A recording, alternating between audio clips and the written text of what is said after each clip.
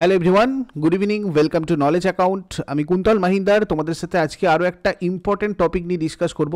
দেখো, তোমরা কমেন্টে অনেকজনই বলেছিলে ইন্ডাস্ট্রিয়াল সেক্টর অফ ইন্ডিয়া থেকে কি বিগত বছরে কি প্রশ্ন এসেছে সেগুলো নিয়ে আলোচনা করতে।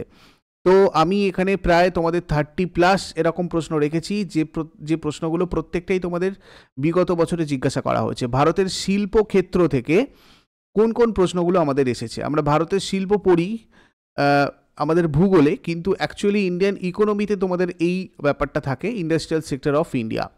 ম্যাক্সিমাম ডাব্লিউবিসিএসেই প্রশ্নগুলো হয় এখানে, কিন্তু তবুও আমরা ডাব্লিউবিপিএসসিতে কিছু কিছু প্রশ্ন এখান থেকে মাঝে মাঝে তোমাদের দিয়ে দেয়, এবং তোমরা এগুলো স্ট্যাটিক জিকে হিসেবে বহুবার করেছো, রেল টেল বিভিন্ন পরীক্ষায় অনেক করেছো এগুলো, ঠিক আছে।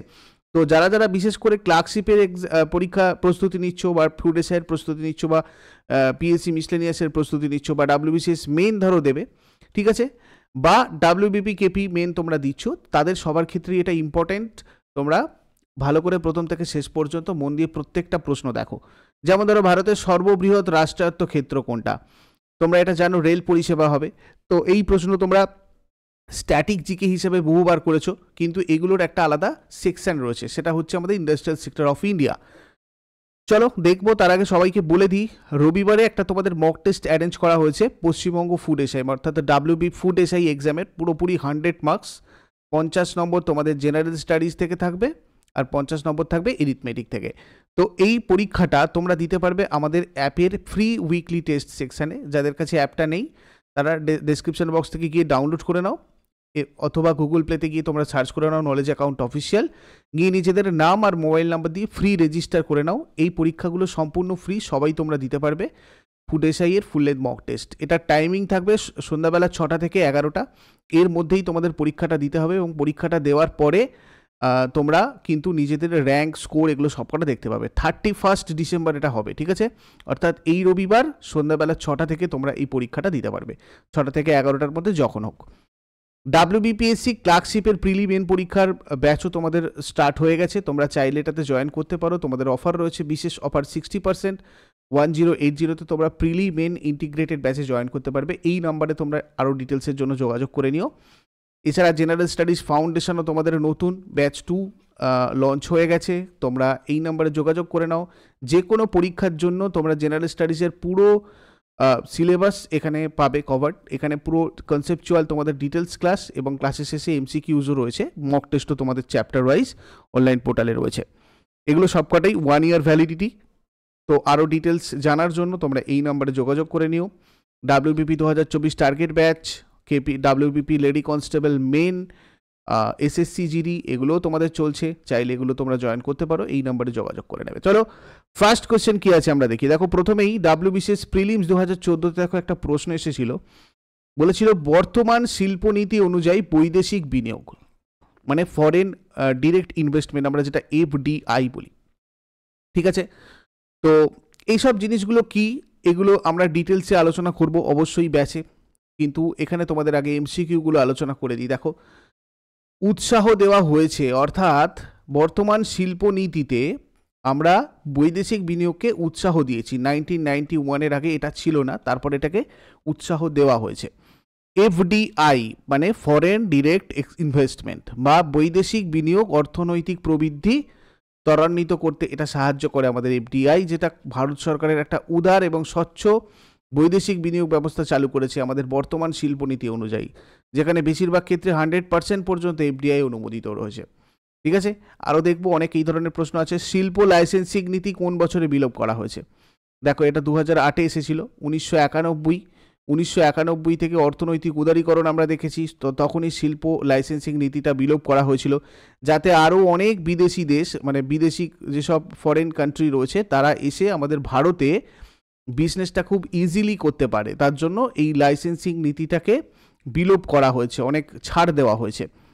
24শে জুলাই 1991 সালে লোকসভায় শিল্প প্রতিমন্ত্রী পি.জে. কুরিয়ান শিল্পনীতি 1991 ঘোষণা করেছিলেন। কে? শিল্প প্রতিমন্ত্রী পি.জে. কুরিয়ান। এই নতুন নীতিতে এলপিজি মানে হচ্ছে কি, লিবারালাইজেশন, প্রাইভেটাইজেশন আর গ্লোবালাইজেশন, এই কর্মসূচি গ্রহণ করা হয়েছিল। হোয়াট ইজ এলপিজি, এগুলোও আমরা ব্যাচে ইন ডিটেলস আলোচনা করব, প্রত্যেকটা টপিক ধরে ধরে। এই কৌশলটা একই সঙ্গে বিদেশি প্রযুক্তি আর বিনিয়োগকে স্বাগত জানায়। এর ফলে দেশে লাইসেন্স রাজ্যের অবসান ঘটে। নেক্সট কোয়েশ্চেন দেখো, 2018 প্রশ্ন, ভারতের সর্ববৃহৎ রাষ্ট্রায়ত্ত ক্ষেত্র কোনটা? ভারতের সর্ববৃহৎ রাষ্ট্রায়ত্ত ক্ষেত্র হচ্ছে রেল পরিষেবা। ভারতের রাষ্ট্রীয় মালিকাধীন উদ্যোগকে পাবলিক সেক্টর আন্ডারটেকিং বা পিএসইউ বা একটি পাবলিক সেক্টর এন্টারপ্রাইজ বলা হয়। এই কোম্পানিগুলো ভারতের কেন্দ্রীয় সরকার বা অনেকগুলি রাজ্য বা আঞ্চলিক সরকারের মধ্যে একটা বা উভয়ের মালিকাধীন। ভারতীয় রেলওয়ে দেশের বৃহত্তম পাবলিক সেক্টর। ঠিক আছে। শিল্প বৃদ্ধির সবচেয়ে গুরুত্বপূর্ণ কারণ, শিল্প বৃদ্ধির সব থেকে গুরুত্বপূর্ণ কারণ এখানে সবকটা হবে। অর্থনৈতিক কারণ, বিনিয়োগ, বাজার পরিধি। 1956 সালের শিল্পনীতিতে ভারতের শিল্পক্ষেত্র কটা ভাগে ভাগ করা হয়েছিল? 3টে ভাগে ভাগ করা হয়েছিল। দেখো, ইন্ডাস্ট্রিয়াল পলিসি রেজলিউশন 1956 অনুযায়ী মালিকানার ভিত্তিতে শিল্পগুলোকে 3টে বিভাগে শ্রেণীবদ্ধ করা হয়েছিল। প্রথম বিভাগটি এমন শিল্পগুলির সমন্বয়ে গঠিত যেটা একচেটিয়াভাবে পাবলিক সেক্টর এন্টারপ্রাইজ হিসাবে প্রতিষ্ঠিত এবং বিকশিত হতে পারে। দ্বিতীয় বিভাগটা এমন শিল্পগুলির সমন্বয়ে গঠিত যেটা সরকারি খাতের উদ্যোগ এবং বেসরকারি খাতের উদ্যোগ হিসাবে প্রতিষ্ঠিত হতে পারে। বেসরকারি খাতকে একটি গৌণ ভূমিকা এখানে দেওয়া হয়েছিল। আর তৃতীয় বিভাগটা উপরিউক্ত বিভাগগুলোতে, মানে এই প্রথম আর দ্বিতীয় বিভাগের যে শিল্পগুলো রয়েছে সেগুলো ছাড়া অন্য সমস্ত শিল্প নিয়ে গঠিত এবং বেসরকারি খাতের জন্য উন্মুক্ত ছিল। এরকম 3টে, মানে পাবলিক, প্রাইভেট আর তোমাদের মিক্সড, এরকমভাবে তোমাদের ডিভাইড করা হয়েছিল। কত সালে প্রথম উদার শিল্পনীতি ঘোষিত হয়? প্রথম উদার শিল্পনীতি এটা ঘোষিত হয়েছিল 1991 সালে। নিচের কোনগুলি ভারতের কোর ইন্ডাস্ট্রিজের অন্তর্ভুক্ত? দেখো, বিপিএসসি 2009 প্রশ্ন এসেছে, এটা সবকটা বিদ্যুৎ, কয়লা এবং সার। ভারতের অর্থনীতির 8টা কোর ইন্ডাস্ট্রি আছে। 8টা কোর ইন্ডাস্ট্রি কি কি? বিদ্যুৎ, ইস্পাত, শোধনাগার পণ্য, অপরিশোধিত তেল, কয়লা, সিমেন্ট, প্রাকৃতিক গ্যাস এবং সার। এই 8টা হচ্ছে তোমার কোর ইন্ডাস্ট্রি। নিচের কোন শিল্প সংস্থাটিকে মহারত্ন শিল্প সংস্থার মর্যাদা দেওয়া হয়নি? এটা সিএইচএসএল এসেছে। দেখো, এর মধ্যে এনএলসি ইন্ডিয়া লিমিটেডটাকে মহারত্ন শিল্প সংস্থার মর্যাদা দেওয়া হয়নি। মহারত্ন কোম্পানি স্ট্যাটাসের যোগ্যতার মানদণ্ড, অর্থাৎ কেন একটা কোম্পানিকে মহারত্ন স্ট্যাটাস দেওয়া হবে? 3 বছর গড় বার্ষিক নিট মুনাফা বা নিট প্রফিট 2500 কোটি টাকা, বা 3 বছরের গড় বার্ষিক টার্নওভার 20,000 কোটি টাকা, অথবা 3 বছরের জন্য গড় বার্ষিক নেটওয়ার্থ 10,000 কোটি টাকা যদি হয়, তখন সেই কোম্পানিটাকে মহারত্ন স্ট্যাটাস দেওয়া হয়। Maharatna central public sector enterprises of India as of January 2020, জানুয়ারি 2020 অনুযায়ী আমরা যদি দেখি, তাহলে যেগুলো আমাদের মহারত্ন রয়েছে, দেখো, ভারত হেভি ইলেকট্রিক্যালস লিমিটেড, মানে ভেল যেটাকে আমরা বলি। ঠিক আছে। এছাড়া Bharat petroleum corporation limited, BPCL, coal India limited, GAIL, Hindustan petroleum corporation limited, Indian oil corporation limited, NTPC limited, oil and natural gas corporation limited, power grid corporation of India limited, steel authority of India limited, এগুলো কিন্তু এখন এই Maharatna status পেয়েছে 2020 অনুযায়ী। তারপরে দেখো, core ইন্ডাস্ট্রিজগুলির মধ্যে নিচের কোনটির গুরুত্ব সবচেয়ে কম? এখানে কোর ইন্ডাস্ট্রিজেরও আবার কিছু কিছু এখানে আলোচনা রয়েছে, যেগুলো আমি তোমাদের ভবিষ্যতে কোনো ক্লাসে করব। তো এক্ষেত্রে আমাদের সার উৎপাদন হবে কেমন? কোন পঞ্চবার্ষিকী পরিকল্পনায় ভিলাই, দুর্গাপুর এবং রাউরকেল্লা স্টিল প্ল্যান্টগুলো প্রতিষ্ঠা করা হয়? এটা তোমাদের পঞ্চবার্ষিকীর যে এমসিকিউ বা পিওয়াইকিউগুলো করিয়েছিলাম সেখানে তোমাদের বলেছি। তো এটা আমাদের দ্বিতীয় পঞ্চবার্ষিকী পরিকল্পনাতে হয়েছিল। ভারতের দ্বিতীয় পঞ্চবার্ষিকী পরিকল্পনা ভারতের রাশিবিজ্ঞানের জনক ডক্টর প্রশান্ত চন্দ্র মহালনোবিশের দ্বারা প্রস্তাবিত মহালনোবিশ মডেলের ওপর ভিত্তি করে তৈরি করা হয়েছিল। আরও একবার রিমাইন্ড করে দিলাম, দ্বিতীয় পঞ্চবার্ষিকী পরিকল্পনায় সরকারি খাতের উন্নয়ন এবং শিল্পায়নের উপর জোর দেওয়া হয়েছিল। 1956 থেকে 1961 সাল পর্যন্ত হয়েছিল দ্বিতীয় পঞ্চবার্ষিকী পরিকল্পনা। এই দ্বিতীয় পঞ্চবার্ষিকী পরিকল্পনায় ভিলাই, দুর্গাপুর, রাউরকেল্লা এই জায়গাগুলোতে স্টিল প্ল্যান্ট স্থাপিত হয়েছিল। এই পরিকল্পনায় কয়লা উৎপাদন জোরদার করা হয় এবং আরও নতুন রেল লাইন চালু করা হয়। কাঁচা মালের ভিত্তিতে শিল্প সংস্থার শ্রেণীবিভাগ, কাঁচা মালের ভিত্তিতে শিল্প সংস্থার শ্রেণীবিভাগ কৃষিভিত্তিক আর খনিজ শিল্প ভিত্তিক। কাঁচামালের ভিত্তিতে শিল্পগুলোকে কৃষিভিত্তিক যদি বলি আমরা, কিভাবে দেখো, যখন কোনো কৃষি পণ্য থেকে কাঁচামাল পাওয়া যায়, চিনি শিল্প থেকে কৃষিভিত্তিক শিল্পের যেমন উদাহরণ, ঠিক আছে, চিনি শিল্প কৃষিভিত্তিক শিল্পের একটা এক্সাম্পল। আবার খনিজ শিল্প যদি বলি, যখন খনিজ থেকে কাঁচামাল পাওয়া যায়, যেমন পেট্রোকেমিক্যাল শিল্প, এটা একটা খনিজ ভিত্তিক শিল্পের উদাহরণ। ওএনজিসির পুরো কথা কি? ওএনজিসির পুরো কথা দেখো, এটাও 2006 এসেছে, oil and natural gas corporation. এরকম অনেক তোমাদের অ্যাব্রিভিয়েশনেরও প্রশ্ন আসে, যেগুলো আমি তোমাদের আলাদা করে ইন্ডিভিজুয়াল ক্লাস করিয়ে দিয়েছি। যারা যারা এই ক্লাসগুলো পাচ্ছ না, আমাদের টেলিগ্রাম চ্যানেলে জয়েন করে দেখো, প্রত্যেকটা ক্লাস শেয়ার করা রয়েছে পিওয়াইকিউ, তোমাদের ইউটিউবের প্লেলিস্ট থেকে পেতে অসুবিধা হলে। Oil and natural gas corporation বা ওএনজিসি হেডকোয়ার্টার কোথায়? নিউ দিল্লিতে। এটা 14 আগস্ট 1956 সালে প্রতিষ্ঠিত হয়, আর চেয়ারম্যান আর সিইও বর্তমানে রয়েছেন অরুণ কুমার সিং।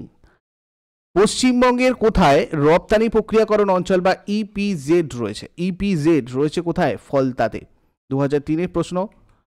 রপ্তানি প্রক্রিয়াকরণ অঞ্চল কি? দেশের একটা বিশেষ এলাকা যেখানে এফডিআই এবং নতুন ব্যবসা আকর্ষণের আশায় শুল্ক বাদ দেওয়া হয়, মানে ট্যাক্স বাদ দেওয়া হয়, যাতে এখানে ফরেন ডিরেক্ট ইনভেস্টমেন্ট বেশি করে, মানে বিদেশি যেসব দেশগুলো রয়েছে আর কি, তারা এসে এখানে যাতে ইন্টারেস্ট পায় বিজনেস করার, নতুন বিজনেস করার ইন্টারেস্ট যাতে পায়।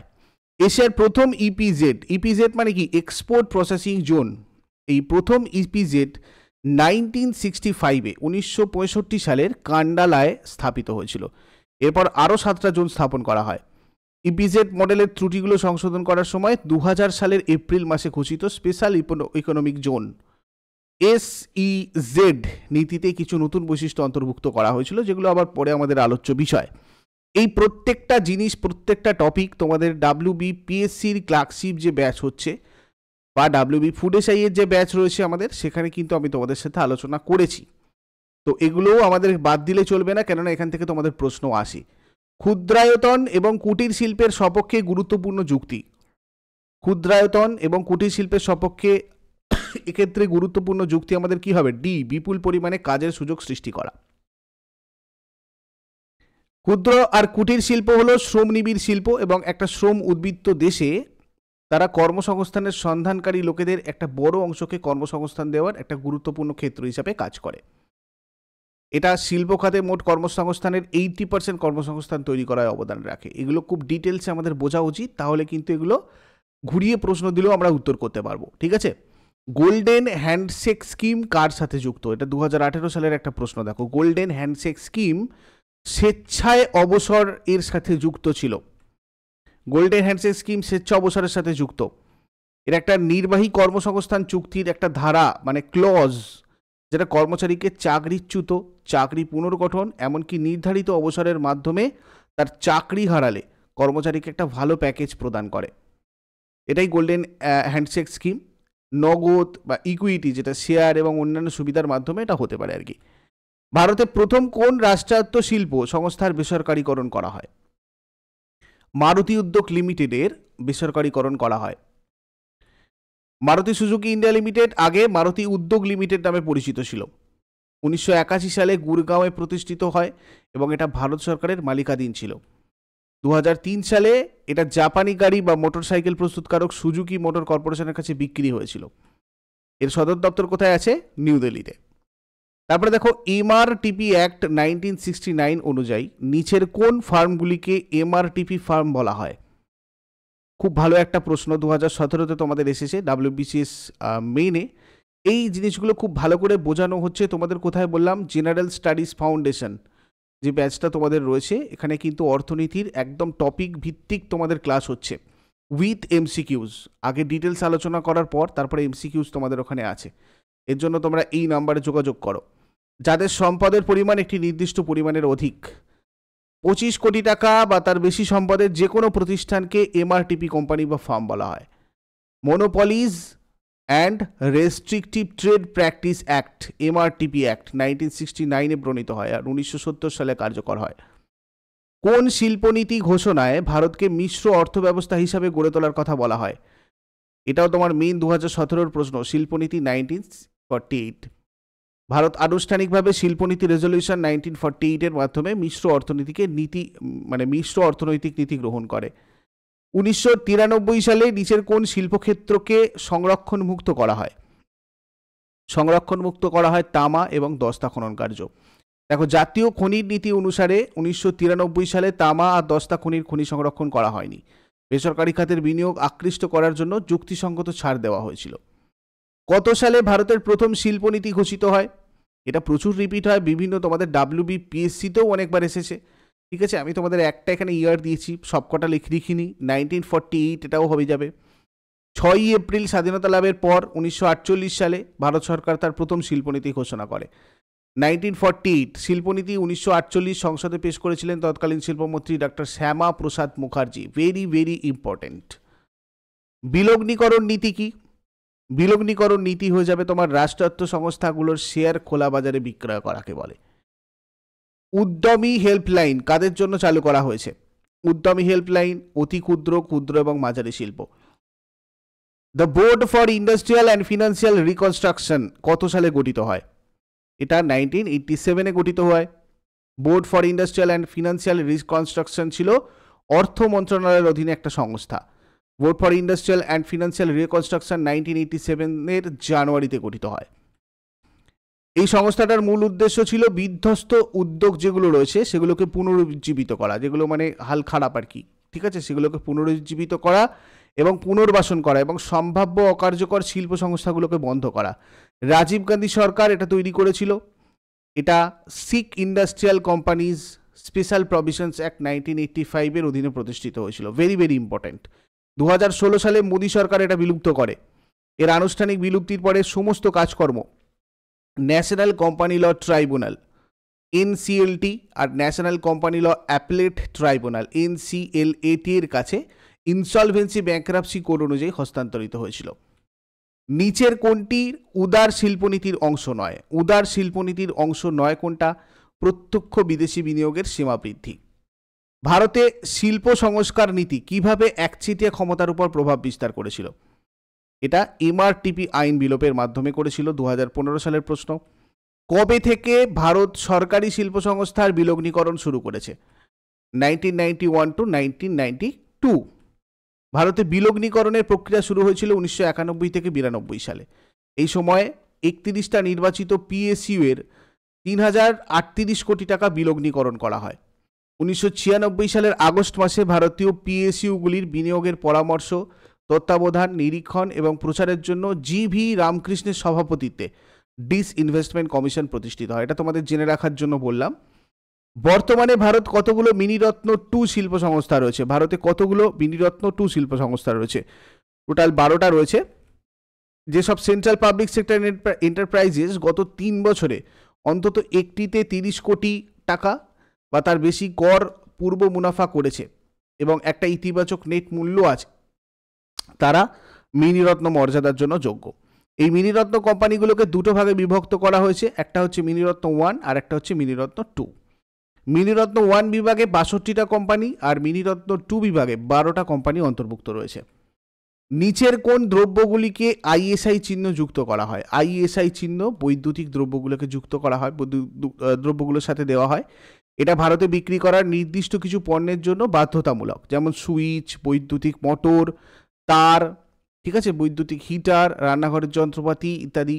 অন্যান্য পণ্য যেমন ধরো সিমেন্ট, LPG ভাল্ব, ঠিক আছে, LPG সিলিন্ডার, গাড়ির টায়ার, এইসবেতে। নিচের কোনটি 1956-এর শিল্পনীতির উদ্দেশ্য নয়? 1956 সালের শিল্পনীতির উদ্দেশ্য নয়, এখানে কোনোটিই হবে না। সমবায় ক্ষেত্রের উন্নয়ন, সরকারি ক্ষেত্রের সম্প্রসারণ, মূল এবং ভারী শিল্পের সম্প্রসারণ। এগুলো এইভাবে MCQ পড়লে হবে না, এগুলো তোমাদের একটু ডিটেলসে পড়তে হবে। আমি বারবার বলছি, এগুলোর জন্য কিন্তু একটু ডিটেলস তোমাদের কনসেপচুয়াল ক্লাস দরকার, তাহলে তোমরা এগুলো সবকটার উত্তর করতে পারবে। আর এগুলো অর্থনীতির খুব গুরুত্বপূর্ণ একটা জায়গা। তোমাদের যারা যারা রেলের প্রিপারেশান নিচ্ছ বা যারা যারা WBPSC যে কোনো পরীক্ষার প্রিপারেশান নিচ্ছ, তাদের ক্ষেত্রে কিন্তু এই প্রশ্নগুলোই অনেক সময় বাদ পড়ে যায়। অথচ এগুলো খুবই ইজি, একটু যদি পড়ো, যদি বোঝা যায় ঠিক কোন জায়গা থেকে প্রশ্ন আসছে, তাহলেই তোমরা এগুলো উত্তর করতে পারবে। ঠিক আছে, উপরে উল্লিখিত সমস্ত উদ্দেশ্য মানে ধরো সমবায় ক্ষেত্রের উন্নয়ন, সরকারি ক্ষেত্রে সম্প্রসারণ, মূল এবং ভারী শিল্পের সম্প্রসারণ, এগুলো সবকটা ছিল 1956 সালের শিল্পনীতির অংশ। এই নীতিগুলোর লক্ষ্য ছিল ভারতের শিল্পের বৃদ্ধি আর বিকাশ, সরকারি ক্ষেত্রের সম্প্রসারণ, মূল এবং ভারী শিল্পের সম্প্রসারণ, সমবায় ক্ষেত্রের উন্নয়ন এবং ক্ষুদ্র শিল্পের প্রচার। এই নীতিরা তৈরি হয়েছিল সমাজতান্ত্রিক মতাদর্শের উপর ভিত্তি করে এবং এর লক্ষ্য ছিল স্বয়ং সম্পূর্ণতা অর্জন করা, আমদানি নির্ভরতা হ্রাস করা এবং দেশের অর্থনীতির উন্নয়ন করা। পশ্চিমবঙ্গের শিল্প উন্নয়নের উপর মাসুল সমীকরণ নীতির প্রভাব কী ছিল? দেখো এখানে প্রতিকূল ছিল, ঠিক আছে, এটা 2015-র একটা প্রশ্ন, ভিতর থেকে একটু কনসেপচুয়াল প্রশ্ন তোমাদের এটা তুলে দেওয়া হয়েছিল। নিচের কোনটির উপর অর্থনৈতিক সংস্কার সবচেয়ে বেশি গুরুত্ব দিয়েছিল? দেখো এটাও 15-তে এসেছিল, 2015-তে এই ধরনের অনেক প্রশ্ন এসেছিল। রপ্তানি বৃদ্ধি, আমদানি উদারীকরণ। শিল্প লাইসেন্সিং নীতির অন্যতম উদ্দেশ্য কী ছিল? সিজিএল এর একটা প্রশ্ন, শিল্পক্ষেত্রে আঞ্চলিক বৈষম্য দূর করা। লাইসেন্সিং নীতির উদ্দেশ্য ছিল বেসরকারি খাতকে নিয়ন্ত্রণে রাখা, সরকারের কাছ থেকে লাইসেন্স না পাওয়া পর্যন্ত নতুন কোনো শিল্পের অনুমতি দেওয়া হতো না তখন। এই নীতিটা পিছিয়ে পড়া অঞ্চলে শিল্পের প্রচারের জন্য ব্যবহার করা হয়েছিল। এমনকি একটা বিদ্যমান শিল্পকে উৎপাদন বাড়ানোর জন্য লাইসেন্স পেতে হতো। নতুন পণ্য উৎপাদনের জন্য লাইসেন্স বাধ্যতামূলক ছিল। এটা নিশ্চিত করা হয়েছিল যে উৎপাদিত পণ্যের পরিমাণ অর্থনীতির প্রয়োজনের চেয়ে বেশি নয়।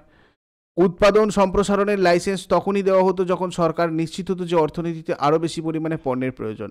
তো এই সব কিছু আগে ছিল, যার জন্য 1991-এর আগে আমাদের সেইভাবে কিন্তু বিজনেস, এখানে ইকোনমিক ডেভেলপমেন্ট সেইভাবে হয়নি। তারপরে অর্থনৈতিক উদারীকরণের পর থেকে এই জিনিসগুলো হয়েছিল আর কি।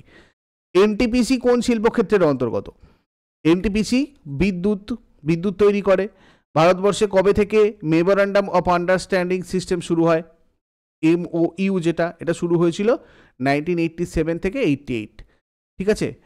তখন পাবলিক সেক্টর এন্টারপ্রাইজে MOU সিস্টেম চালু করা হয়েছিল 1987 to 88-এ। এটা অর্জুন সেনগুপ্ত কমিটির সুপারিশের ভিত্তিতে চালু করা হয়েছিল 1984 সালে। তো এরকম আরও প্রশ্ন তোমরা আমাকে সাজেস্ট করো কোন টপিকের ওপর তোমাদের PYQ চাই। এছাড়া আমিও তোমাদের যেগুলো করাচ্ছি এগুলো করাবো। টেলিগ্রাম চ্যানেলে যারা জয়েন করোনি ওখানে জয়েন করে রাখো। তোমাদের WBPSC ক্লার্কশিপ জিকে বলে একটা আলাদা প্লেলিস্ট করা আছে, সেখানে তোমরা এগুলো সব কটা পাবে। আর ফুড এসআই মক টেস্ট কেউ দিতে ভুলবে না, সম্পূর্ণ ফ্রিতে। তোমাদের আরও একবার আমি জানিয়ে রাখলাম, ফ্রি উইকলি টেস্ট সেকশানে তোমরা এটা পেয়ে যাবে আমাদের অ্যাপে। তো ওখানে তোমরা যাও, গিয়ে রেজিস্টার করে রাখো। রবিবার 31 ডিসেম্বর সন্ধ্যাবেলা 6টা থেকে 11টার মধ্যে তোমরা সবাই এই টেস্ট দিতে পারবে। কেমন?